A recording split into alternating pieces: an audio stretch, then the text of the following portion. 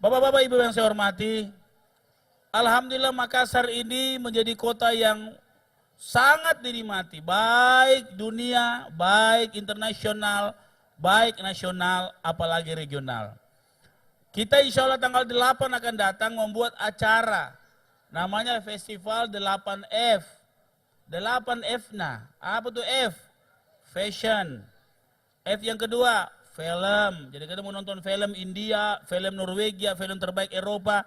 Datang di Pantai Losari tanggal 8. Yang ketiga adalah food.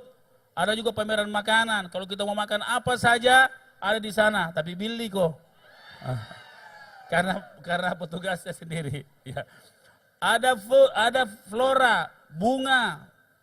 Ada fine art, orang melukis-melukis. Ada folk, nah ini folk yang seperti tadi lah folk tadi tuh yang hati raja tadi luar biasa. Saya bilang sama Pak Camat, undang Ki di sana, undang Ki di, ke sana beliau. Yang keenam fusion jazz, yang ketujuh fiction writers, orang penulis fiksi. Saya mengundang seluruh dunia dan tanpa ada fasilitas apapun.